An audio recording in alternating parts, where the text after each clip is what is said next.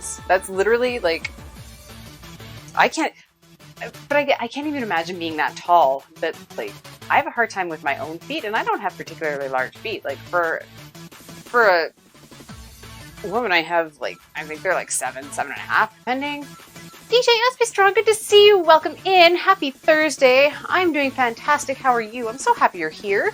Yes, please make sure you are following DJ SB Strong. Fantastic member of the community, DJ, and all-around fun person. So yeah, so glad you're here. We just finished up making some short crust pastry, which is now going to be in the fridge, and it's hanging out and chilling. We just actually did some rough puff, which will also hang out and chill in the fridge because we're getting ready for New Year's Eve. So I've done, the short crust is going to be turned into a French-Canadian meat pie called a tourtière. The puff pastry is actually going to be turning into a vegetable Wellington. And now I'm getting onto some choux pastry because my pièce de résistance for 2022, or my pièce to crying on the floor because it destroyed, is going to be a croquembouche. So we need to get the choux pastry going. And I'm doing it today because, as with everything I'm doing, you can actually do these a couple days in advance, so you don't have to stress yourself out. You can stretch it out for a few days, do it piece by piece. That way you're not doing everything all at once, which can make you crazy. Believe me, I've been there, I know.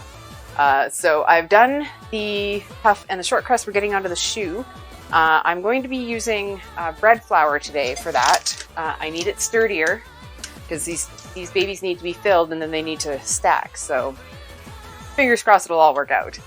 But yeah, so I need to measure up my flour first. I'm going to set it off to the side because it doesn't actually go in right away. It gets dumped in all at once after I've heated my milk and my water and my butter together. Then let's get this measured out. We need, how many cups do we need?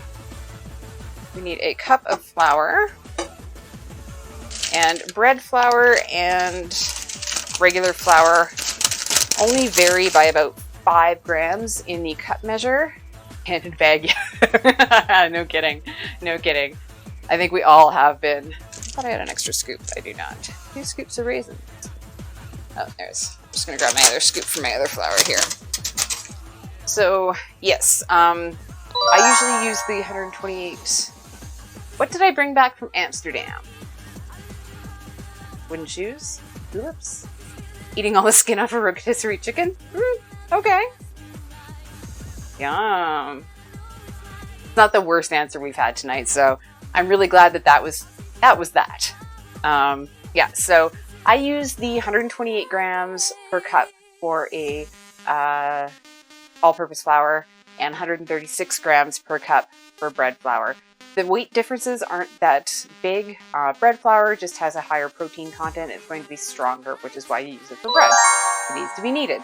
Life was difficult for cavemen before. Underground, I'm gonna ban you in about 5 seconds. A full refund from Cards Against Humanity paid for people, which is that right there. All right, so I'm going with 136, so that is 272 grams of bread flour. Because I'm doubling this recipe, I'm going to try and make my tower 15 inches tall. So we shall see. Someone want to check my math on that? 136 times 2?